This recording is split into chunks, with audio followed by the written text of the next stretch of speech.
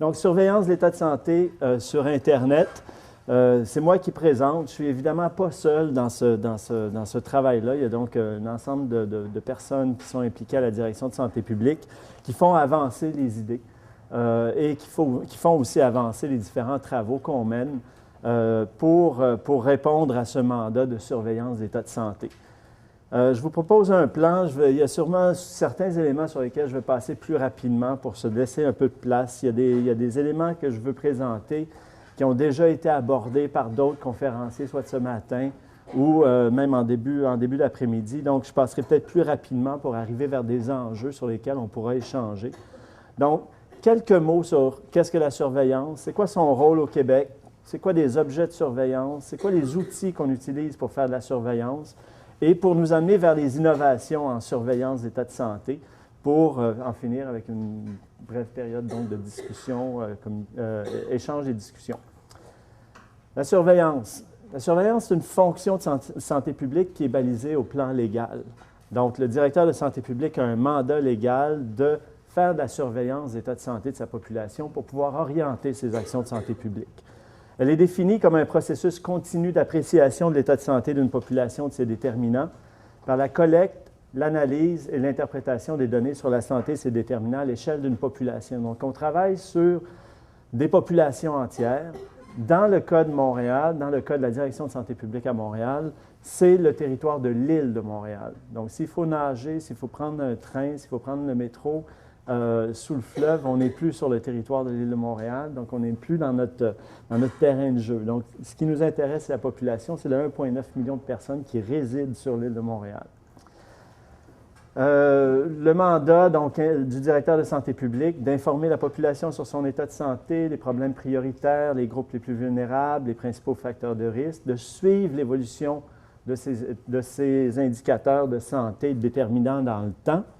Donc, il y a cette idée de suivi temporel et dans l'espace, et de conduire des études, des recherches qui sont nécessaires au suivi de l'état de santé de la population. Pourquoi? Pour répondre à trois autres grands mandats de la direction de santé publique ou de la santé publique, la protection de la population face à certaines menaces à la santé, la prévention de certains états de santé via, et notamment la promotion par exemple, de saines habitudes de vie. Tout ça en faveur d'un état de santé et de bien-être positif ou favorable de la population. Donc, la surveillance de l'état de santé arrive en quelque sorte en amont des actions de santé publique. Elle arrive aussi, prévention, promotion, protection, qui arrive en amont aussi des états de santé, entre guillemets, dégradés ou de la maladie. Donc, on travaille toujours en amont de quelque chose et en amont de l'utilisation des services de santé pour régler ou gérer les problèmes de maladie. Donc, surveiller pour mieux agir, pour mieux prévenir, pour mieux faire de la promotion. Sur quels objets ou qu'est-ce qu'on surveille? Bien, on surveille des états de santé, santé globale, santé physique, santé mentale. On regarde des caractéristiques individuelles, des milieux de vie, des systèmes et un contexte global, tant social, socioculturel, sociopolitique. Nos enquêtes, quand on parle d'enquêtes de surveillance, on se retrouve dans les trois premières sphères. Le reste peut être documenté par d'autres sources. Donc, un ensemble d'objets pour la surveillance qu'il faut suivre dans le temps. Comment, de quoi dispose-t-on ou quelles sont les sources à notre disposition pour faire la surveillance ou pour assurer la surveillance d'état de santé? Bien, on a des fichiers médico-administratifs qui sont produits par les établissements, des fichiers de naissance et décès qui sont compilés par l'Institut de la statistique du Québec, notamment, qui permettent donc de suivre l'évolution des caractéristiques de la population.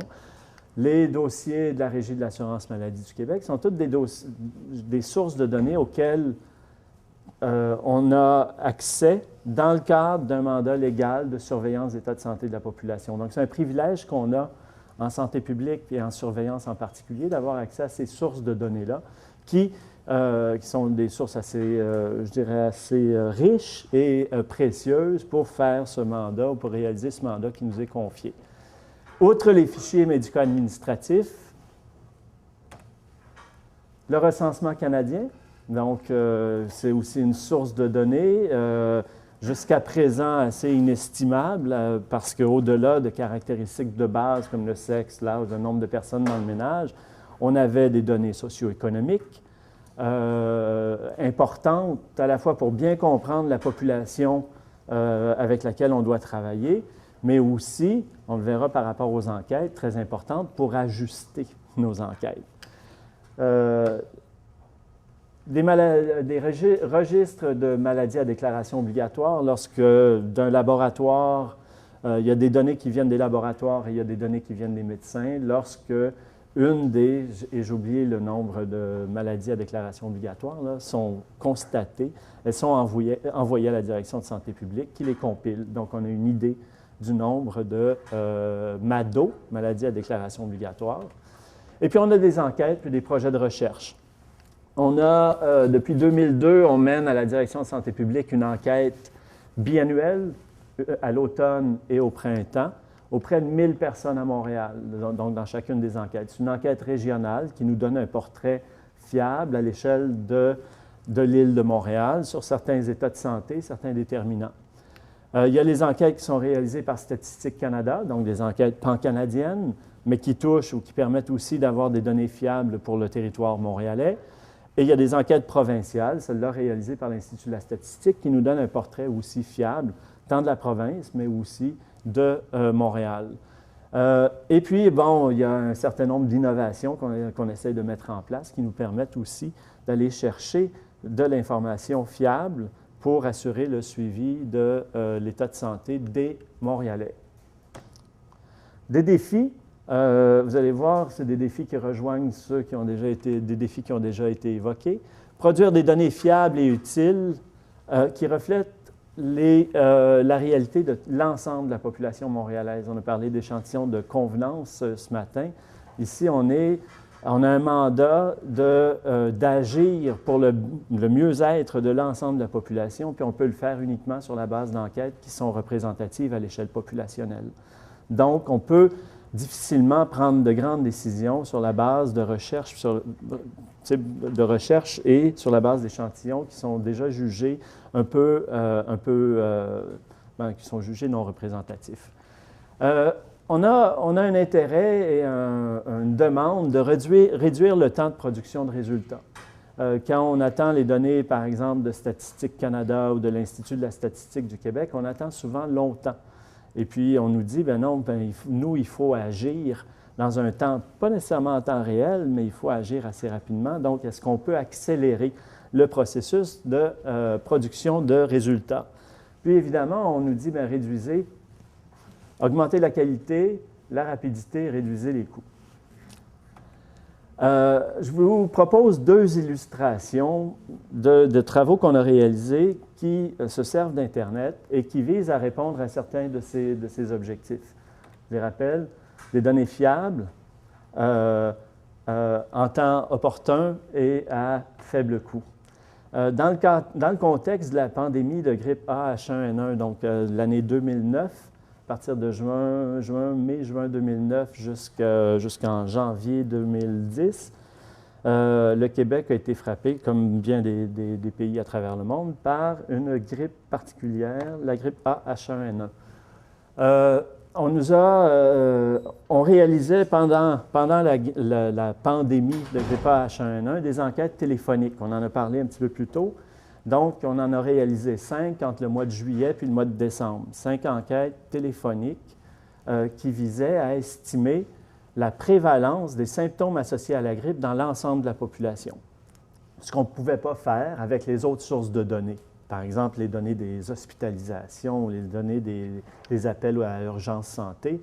Ça nous donnait une idée, mais on n'avait pas de données fiables sur ce qui se passait dans l'ensemble de la population. De même, on avait une possibilité avec les enquêtes téléphoniques de connaître les intentions des gens d'aller se faire vacciner, puis les raisons pour lesquelles ils n'iraient pas se faire vacciner, les raisons pour lesquelles ils iraient se faire vacciner. Donc, c'est une donnée qu'on ne pouvait pas obtenir via d'autres sources. Donc, on a fait des enquêtes téléphoniques. Toutefois, les enquêtes téléphoniques, ça prend du temps. Dans un contexte de pandémie où on a besoin de réagir rapidement, 2 semaines, 3 semaines, c'est déjà trop long. Donc, on nous a dit, pouvez-vous penser à un système de surveillance en temps réel? On a dit, bien sûr, qui visait à estimer rapidement la prévalence, l'incidence de la maladie et des facteurs associés dans la population et à soutenir, presque en temps réel aussi, la prise de décision des instances du réseau dans le dossier de la grippe. Des enjeux, agir rapidement en temps de pandémie. Tout le monde était mobilisé pour travailler sur plein de dossiers pendant la pandémie, puis il fallait trouver un espace pour développer un nouveau projet. Penser à des échantillons non aléatoires, parce qu'il y a des enjeux lorsqu'on veut travailler sur des échantillons aléatoires, dans notre système en temps réel, là. Et proposer aussi une innovation. Puis dans le contexte d'une innovation, qu'est-ce qu'on a à faire? Convaincre, convaincre, convaincre, convaincre, convaincre, convaincre, convaincre. Et inciter à la participation de la population, pas juste une fois, à toutes les semaines. Pourquoi? Pour faire le suivi de l'évolution des symptômes associés à la grippe dans le temps, dans l'espace, au sein de l'ensemble de la population. On a mis sur pied en 4... Là, je ne me souviens plus, ça fait déjà un petit bout de temps, mais il me semble, pour moi, ça prend à peu près 4 semaines, à partir de 0. On a mis sur pied un site qui s'appelle Grippe Montréal. C'est un site d'enquête, d'information de prévention, puis un relais, ce qu'on voulait être un relais pour les médias ou les sites officiels. On ne voulait pas se substituer à l'ensemble de l'effort réalisé par le ministère, notamment autour de la grippe AH1N1. On voulait juste, et ça nous sauvait aussi beaucoup de temps de développement de contenu. Donc, on a dit, nous, on fait un site d'enquête simple, sur lequel les gens pourront naviguer. Un questionnaire d'inscription très court, des données sociodémographiques, lieu de résidence, composition du ménage, présence de maladies chroniques, ce qui étaient des facteurs associés au fait de développer une maladie plus grave ou moins grave liée au H1N1. Et un questionnaire hebdomadaire sur les symptômes associés à la grippe, les SAG, au cours de la dernière semaine. Donc, une fois par semaine, pour le répondant et les membres de son ménage, on lui posait des questions s'il y avait eu des symptômes associés à la grippe dans la dernière semaine, s'ils s'étaient fait vacciner, s'ils avaient l'intention de se faire vacciner. Et ça prenait au maximum 3 minutes. Pour que ça aille encore plus vite, les réponses les plus attendues étaient cochées par défaut. Donc, pour certains, pour la plupart, il y avait juste besoin de faire soumettre les réponses de la semaine. Et c'est ce qu'on avait proposé aux participants, qui étaient tous des volontaires. On a commencé vraiment en boule de neige. On a eu 1000 inscrits qui devaient donc s'inscrire, donner un courriel. Et on a 1000 inscrits qui ont produit de l'information, donné de l'information pour l'équivalent de 2500 personnes. Parce qu'il y a 2,5 personnes par ménage à Montréal, grosso modo. Donc, on avait à peu près 2500 personnes répertoriées dans notre système de surveillance en ligne en temps réel. Et on l'a fait rouler pendant 27 semaines. Et de 1000 personnes, il nous en restait à la fin à peu près un peu plus de 500. Ce qui veut dire que l'attrition de 20 % à chaque itération, dans ce cas-là, n'a pas tout à fait fonctionné. Donc, on a perdu beaucoup moins de monde dans le temps. On a perdu 50 %, mais sur une période de 6 mois. Et à toutes les semaines, bien, on produisait des résultats. Je parlais de l'enjeu un petit peu plus tôt, de l'enjeu de produire en temps réel des données. Nous, on a fait le pari que c'était utile et profitable pour le projet de produire à toutes les semaines un résultat. La somme de travail associée à la production d'une donnée dans le contexte d'un projet d'expérimentation, c'est assez demandant. Toutefois, c'est l'incitatif qu'on avait, le seul. On n'a pas fait tirer de iPod, iPhone ou quoi que ce soit. La promesse qu'on a faite, c'est on va produire à chaque semaine des résultats. Donc, quand on vous sollicite le mardi matin, je crois que c'était le mardi matin, pour une nouvelle participation hebdomadaire, bien, les nouveaux résultats sont sur le site. Donc, allez voir les nouveaux résultats, prenez le 3 minutes au maximum que ça vous prend pour compléter le questionnaire. Puis, donc, on a engagé les gens. Donc, un résultat par semaine, mais évidemment, il fallait être sur Twitter, sur Facebook. Puis on avait un blog. Donc, on a dit on va vraiment investir les médias sociaux pour s'assurer qu'au-delà de produire juste une donnée, qu'on puisse en donner un peu plus à nos participants. Des blogs ou quelques billets, hein, donc ça, on n'a pas rempli un catalogue de blogs, mais des blogs qui expliquaient pourquoi on avait pris 3 semaines au début avant de produire un premier résultat. Donc, qu'est-ce que ça implique? Pourquoi on a été plus prudent? Pourquoi on présente des résultats? Pourquoi on leur demande d'interpréter avec prudence ces résultats-là? Et puis, pourquoi on communique quand même des résultats qui ne seraient pas par ailleurs utilisés pour des grandes prises de décision? Donc, c'est un projet d'expérimentation qu'on mettait en relation avec d'autres sources de données. Ça, c'est la synthèse. La ligne bleue foncée, qui est tout à fait en bas ici, c'est les cas de H1N1 confirmés en laboratoire. Donc, sur le N ici, là, donc on est assez faible. La courbe orange, c'est les syndromes d'allure grippale aux urgences. Des gens qui sont allés à l'urgence, puis j'ai dit, je fais une grippe, j'ai tel symptôme. En mauve, c'est la courbe dont parlait Christophe un petit peu plus tôt aujourd'hui, le Google Flu Trends. Google fait des analyses, des recherches sur Google et arrive à faire une courbe de l'activité grippale. Et donc, on a mis en comparaison la courbe de Google. Puis, Google se vante d'être capable de prédire à peu près une semaine à l'avance l'apparition de symptômes de grippe ou de grippe à l'intérieur d'une communauté. Puis, on a en bleu, Influence Communication publiait à chaque semaine la proportion de la nouvelle qui était occupée par le H1N1.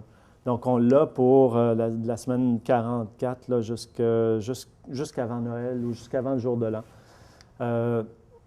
Donc, et puis la ligne rouge, ça, c'est la période de pic de la deuxième vague. Donc, la vague à l'automne, c'est là où on a eu le plus de cas. Donc, influence communication, évidemment, les médias en parlent plus parce qu'on est vraiment sur le pic. Aux urgences, c'est vraiment aussi le pic. Et puis, dans les cas déclarés aussi, si on y tirait là, Grippe Montréal est ici. Donc, Grippe Montréal est très près de Google et arrive à peu près une semaine avant le pic. Donc, on atteint le pic avant que le pic soit constaté dans les hôpitaux. Épidémiologie 101, tu le vois dans la communauté, puis bon, avant que ça se déplace, les cas peut-être les plus graves vont se déplacer à l'hôpital.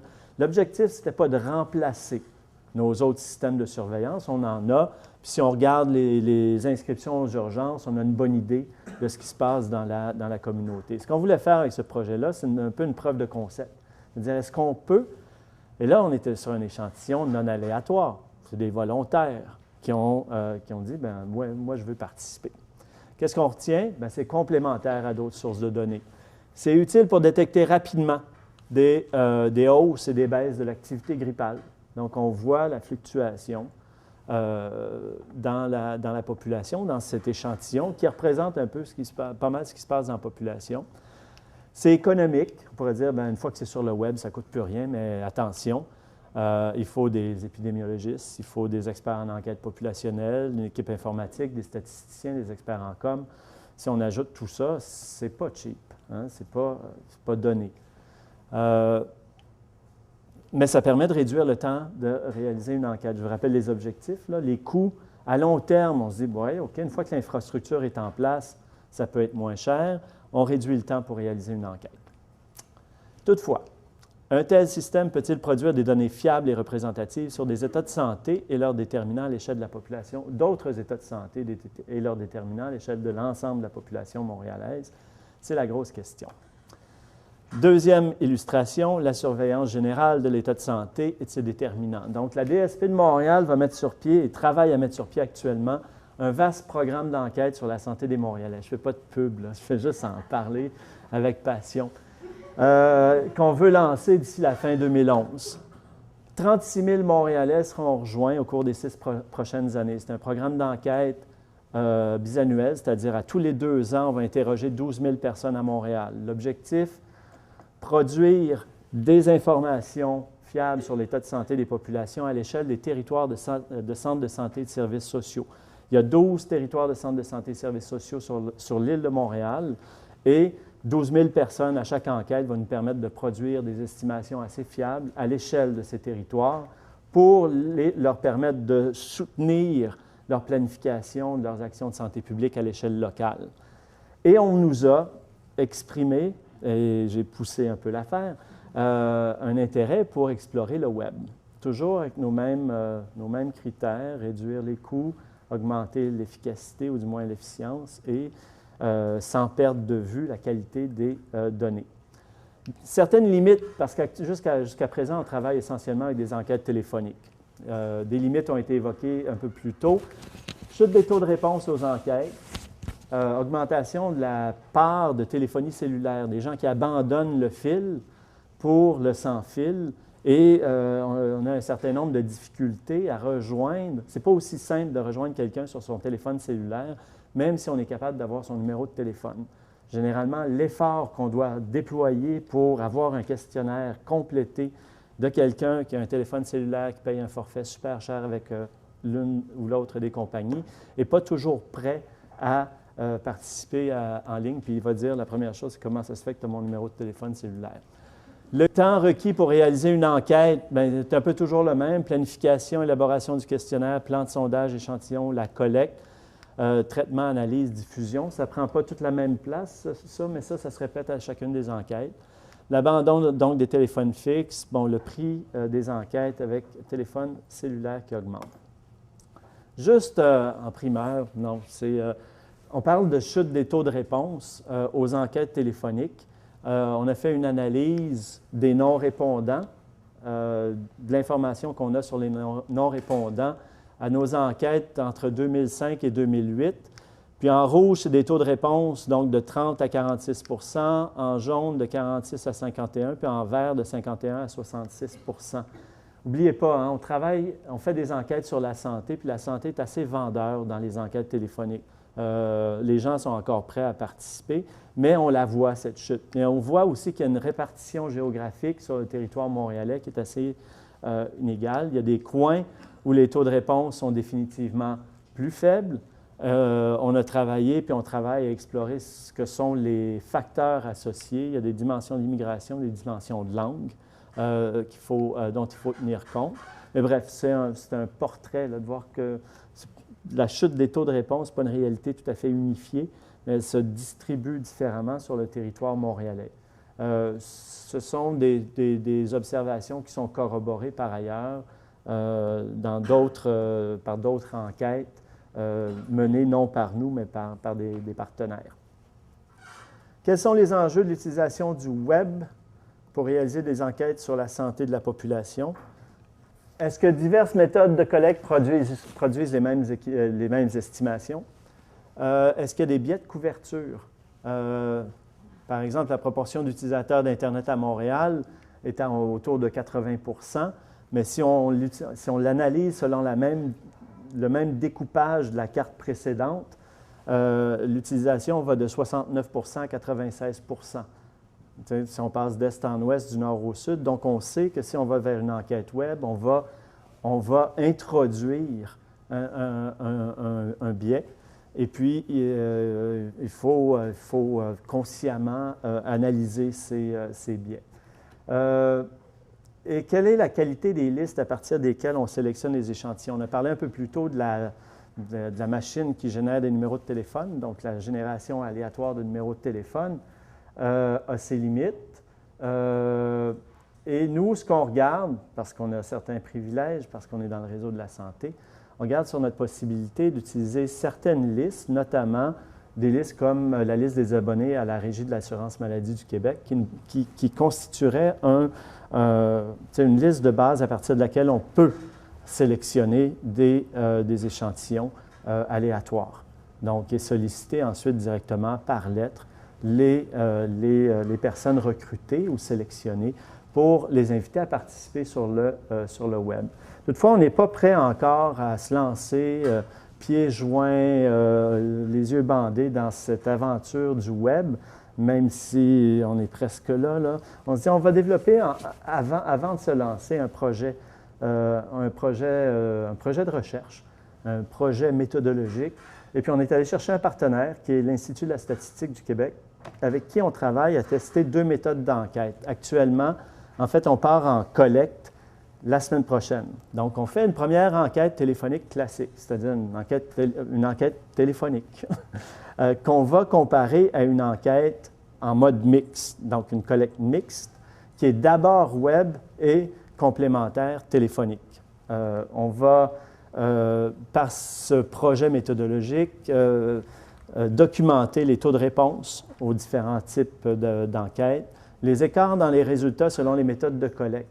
Dans la recherche, je pense dans la recherche marketing, c'est rien de nouveau. Ce sont des expérimentations qui ont déjà été faites, mais on sait que sur la question de la santé, il y a des écarts qui sont associés à des conditions socio-économiques et on tombe souvent dans ces groupes qui répondent moins ou qui ont peut-être moins accès à Internet, dans des groupes qui sont peut-être un peu plus vulnérables. Puis s'ils ne sont pas dans les enquêtes, bien, on crée un biais.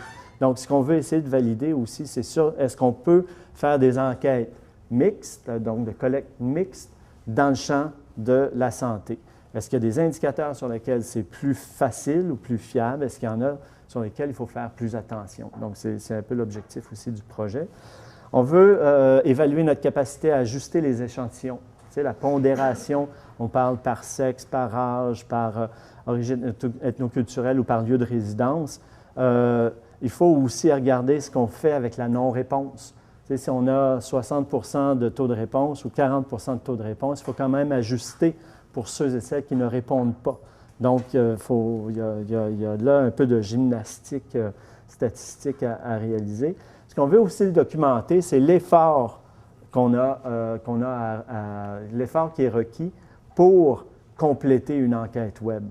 Dans le scénario B, on va donc envoyer une lettre aux personnes sélectionnées dans une liste, leur demandant de participer sur le web. S'ils ne répondent pas, on va leur envoyer une deuxième lettre, leur disant « Vous avez sûrement perdu la lettre.